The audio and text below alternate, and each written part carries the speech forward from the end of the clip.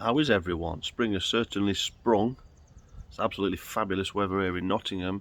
It's the 26th of March and the daffodils are out, tulips are popping out, the blossom is on the winter cherry, autumnalis. Things are growing, leaves are breaking. It's absolutely marvellous, it's absolutely uplifting. The bees are absolutely going crackers.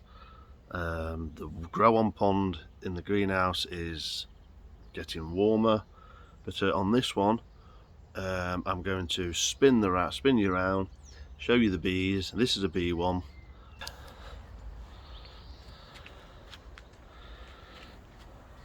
Here we have them.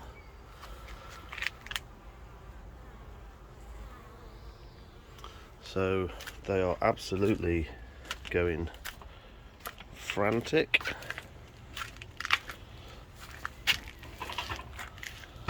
And, they really are. It's, you know, a bit of warmth. It's showing on the thermometer on the wall 18, 20 degrees. It does feel, it feels between 15 and 20 degrees to be fair. On this landing board it feels warm. The bees are really active and I want to get in this hive and I want to expand it a little bit by putting a couple of spare frames in to expand it so they can get in there, start building comb on there. So hopefully the next month they can start building comb, because I'm going foundationless. I'm trying foundationless because the brood, there's the frame, so the actual, they've still got like a pollen patty vitamins on, so I'm keeping that going, but they are building comb here. Look, and look at the nectar they're putting in. See the dark nectar? So they're putting nectar in there. So I'm thinking, well, they're wasting resources there really, because when I lift this brood queen, you know, the queen, oh, what's it called? I can't remember what it's called now.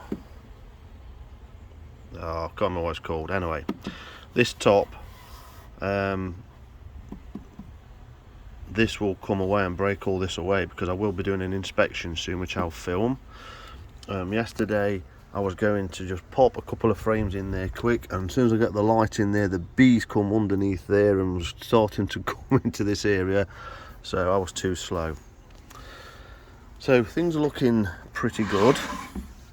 Here's the board, and let me look at the Varroa count on there is quite low at the moment. There is Varroa. They've had a couple of treatments a couple of months ago. So you can see on here, these oval are dead Varroa that they shake off. Here. So you can see where the brood is, where they're coming in. Because you can see, if you look at that, that's below the colony. There's a colony. This is directly below. You can see where you get actions. This is really good where you have these boards that you can pull out and have a look where the activity is. And look at all this pollen that's dropped through and nectar. So that shows me that these bees have been really, really busy. So they have been shaking some Varroa mite off, but I'm not concerned. There's not a high Varroa count there. I have got an app that when I do my inspection, I will hang some brood frames on here. This is what I've got this set up, these two hooks, so I can put my frame in there. It will be like so, like that. Let me come back a little bit on the zoom. That's better.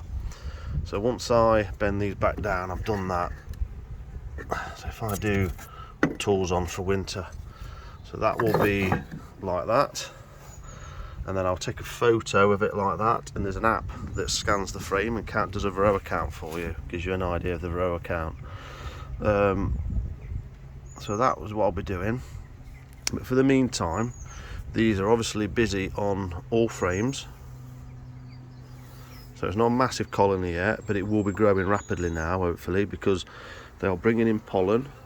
They'll be packing the cells as much as possible, but they've got to leave. But what happens is they start packing cells and they leave less room for the queen, and then the queen has got less room to lay eggs, thus reducing expansion. And if she feels like that is being reduced too much and she can't lay, that's when then you start getting swarms, and then the colony starts breaking up and moving away and getting swarms. So you've got to time it right. You don't want to expand everything. I don't want to just open all that up into there, because they might feel overwhelmed, and then sort of that might cause them to swarm, because they think, well, what's happened? Or someone's broke in and it's now double the size, and now I'm in trouble and I can't look after it and all that stuff. So, but I do want to start putting, what my idea was, these bare frame, foundationless frames in, so at least the bees take the backboard off, the blanking panel off there. See, the bees come out, look, with the light already. See, they see the light and they actually think they've been broken. It's almost like the tree log has been, you know, Winnie the Pooh has smashed it and getting in. This is what they see, the light, and they're straight coming out protecting. So I don't want to be opening that, because these will probably, you know, you're risking that they're going to fly straight into your eyes and stuff like that. So they might just be interested, but yesterday there must have been 50 to 100 bees coming out. They just start flooding out after a bit. And look, you see them coming out now at the bottom where there's a gap. I leave the gap on the backing board, on the blocker board, because so the bees can see that there is room to expand at this time of year, so they feel less inclined to look for a new home, because they don't just know that that's it. Look at all these bees now, look. Because yesterday I put my hat and little veil on, and I thought I'll just get this backing board off, blocker board off, and just get a couple of frames in there, and it just keeps them going, and hopefully they will sort of stop doing this and invest that in building comb over here and storing it. And then obviously this will be where the honey production is. Look at all these bees now. So this weekend I'm going to certainly get my bee jacket on, get down here. I'm doing the bathroom, doing the bathroom for the last couple of weeks, so I've not had time. So I want to get in here, get my jacket on, get this end off, take this blocker board off, and get about 3 frames in there to start hopefully encouraging them to expand and build comb on it. And then hopefully in a month or so's time that comb will be done, and they'll be storing honey in there in June, you know, May, June, July. Look at all them now. How interesting is that? Let me cover them up, because I don't want to I only put this on a week ago and they've really chewed into that, so that will go soon. And I was going to put some syrup, invert syrup, on this, but I don't think I'll get time to, because by that time they'll probably have enough stores. What you don't want to be doing is feeding them when they are making honey and storing honey in this box. So yeah, so I mean, but that, look at that, look at this nectar, look at the nectar they've stored. You can see it, see the liquid nectar. So it's actually storing, it looks like nectar and honey there to me already, which is incredible all round where this food is. So they may well be turning this into food and stuff and storing it, but they've obviously got some need and an urge. You can see they've built the comb here up from the frame. But like I say, all this, once I do a full inspection in a couple of weeks time, when it really gets to this, you know, minimum day 10 degrees C, I'm going to open this up and do a full inspection, scan the ice for varroa. Then it'll be all guns blazing. But in the meantime, this weekend I want to open this up and probably put about 3 bare frames in, just to get them started. So hopefully they start building, because I want the honey frames to be pure comb. Some don't like doing that because there's no wire on there, but look, I'm trying it. I want to go, you know, I want to keep this is all built and natural. That's theirs. I'm seeing that as theirs, and I'm seeing this as mine. Okay, and then this in winter again, this gets reduced down to the colony and they look after themselves. But look at this. It's okay, Summer. It's okay. It's okay. She's just seen that bee land on her back, look. Stop it. Away. Go away. To go away. Good girl.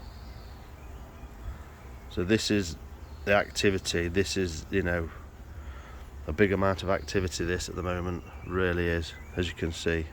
Dog getting snappy because the bees are just flying everywhere. We're being a bit of a flying path, as you can see I'm on it, but she's not daft enough, she's moved now, look. So you've got to let this happen because they live and learn, don't they? So yeah, there's the bees.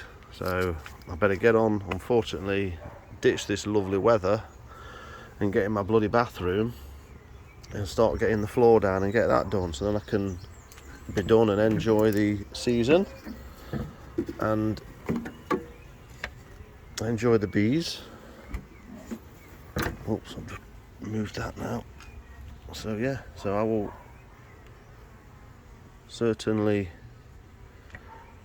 get in there soon, and we'll just finish on the bees.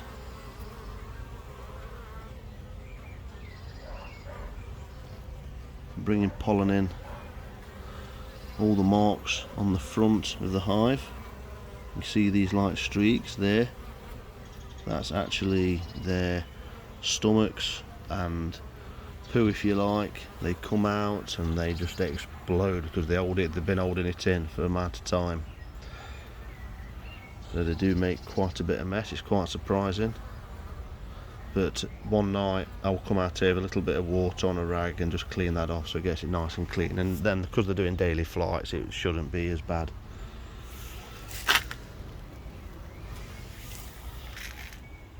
So there they go. Happy spring everyone. Spring has sprung. What a time of year. Leaves are breaking on the trees. It's absolutely marvellous. There's a tree there where the leaves are just breaking green. It's absolutely gorgeous to see. The autumnalis, the winter flowering cherry, has just gone absolutely mad. It's put a few flowers out and now it's just exploded. I've got this pussy willow, Salix Capria Mount Asso.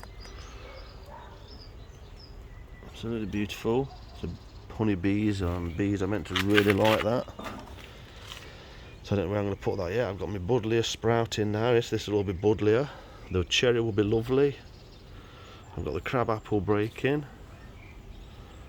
And the daffodils are out there, what I planted, and all these perennials are popping up.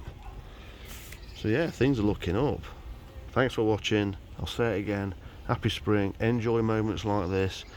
Live in the moment. See you on the next one.